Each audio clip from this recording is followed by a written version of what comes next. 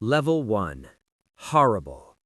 Fights at this level steal time from your life. They give you absolutely nothing in return. When it's over, you sit there thinking, I could have gone to the gym. I could have watched highlights. I could have done anything else. Instead, you just wasted 15 or 25 minutes you'll never get back. There's no excitement, no tension, no memorable moment, just emptiness. The best example of this level is Rose Namajunas versus Carla Esparza 2. This fight was literally trash. Nothing significant happened, and the worst part? It was a title fight, the highest level of the division, and this is what we got. In 25 minutes, they landed a total of only 67 significant strikes. No knockdowns, no submission attempts, no real urgency. The crowd booed loudly, and the energy in the arena completely died. A championship fight is supposed to feel historic. This one felt like a sparring session no one asked for. Fights at this level are painfully boring. Time moves slower. You check your phone. You question your life choices. And when it ends, there's no discussion, only regret. Level 2. Bad. Fights at this level usually come with massive expectations but end in disappointment. On paper, they look legendary. 2 knockout artists, 2 dangerous finishers. The promo packages are insane. The fans are hyped. But once the cage door closes, nothing happens. The most famous example is Ngannou versus Lewis. 2 heavyweight monsters with nuclear power in their hands. One clean punch and it's lights out. That's what we expected. Instead, for 15 minutes, they barely engaged. They combined for only 30 significant strikes. A heavyweight fight with that kind of power going to a slow decision felt almost impossible, yet it happened. The crowd was confused. The commentators were frustrated. Even Dana White was visibly furious afterward. The fight had all the ingredients for greatness, but it never delivered. That's what makes Level 2 so painful. The potential was there. It just never showed up. Level 3. Mid. Fights at this level are solid. They're not bad, they're not embarrassing, you might even enjoy them in the moment. But once the event is over, you don't really think about them again. These are usually prelim fights or early main card matchups. They serve their purpose, they warm up the crowd, they keep the night moving. Fights involving guys like Paulo Costa or Brian Ortega often fall into this category depending on the matchup. There can be exciting moments, there can be good exchanges, but it never feels legendary. It never feels historic. You wouldn't re-watch them years later. You wouldn't show them to someone and say, this is what MMA is all about. They're good enough, but that's it. They don't elevate the sport, they just exist within it. Level 4. Good. Now we're getting somewhere. Fights at this level are exciting from start to finish. They keep fans on their feet and glued to the screen.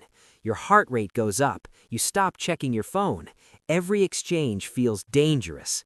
Justin Gaethje and Dustin Poirier fights usually live here. Chaos, violence, relentless pressure. You never know who's about to drop. 1 second someone looks hurt, the next second they're firing back. These fights are bloody. They're filled with wild exchanges and momentum shifts. The crowd roars after every big shot. When the final bell rings, both fighters are exhausted, damaged, but respected. These are the fights people talk about for weeks. Not legendary yet, but very, very good. Level 5. Hype. This level is bigger than fighting. It's about emotion. It's about story. It's about energy. When we think of hype, we think of Conor McGregor versus Khabib Nurmagomedov. This wasn't just a fight, it was a cultural event. Months of build-up, talk trash, press conference chaos, personal tension. At this level, there's no friendship, no smiles, no fake respect. The hatred feels real, the atmosphere feels electric. Even people who don't watch MMA know about the fight. Technically, these fights are still high level, but what makes them different is the narrative. The stakes feel bigger than a belt. It's legacy, pride, national identity sometimes. When the cage door closes, the world is watching. And when it's over, someone doesn't just lose a fight, they lose the story. Level 6. Elite. This is where greatness lives. Fights at this level feature elite fighters operating near their peak. Technique matters more than emotion. Small adjustments decide everything. One mistake can cost the entire fight. Israel Adesanya versus Alexander Pereira fights are perfect examples. High-level striking, tactical battles, psychological warfare. Every feint means something. Every counter is calculated. Many of Jon Jones's performances belong here. Dominance mixed with intelligence, adaptability mixed with killer instinct. Kamaru Usman versus Colby Covington also fits this level. High pace, high skill, 5 rounds of elite competition where both fighters push each other to their absolute limits. At level 6, being good isn't enough. Being dangerous isn't enough. You must be nearly flawless. These fights separate champions from legends. Level 7. Technique. This isn't just fighting anymore. This is chess at full speed. Every movement has purpose. Every fake sets something else up. The fighters are thinking 3 steps ahead.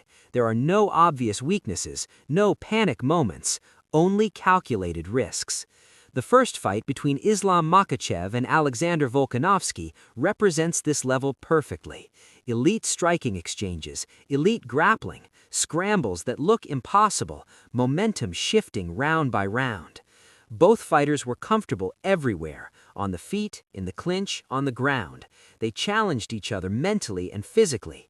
It felt like 2 complete martial artists testing every layer of their skill. These fights aren't just wars, they're masterclasses.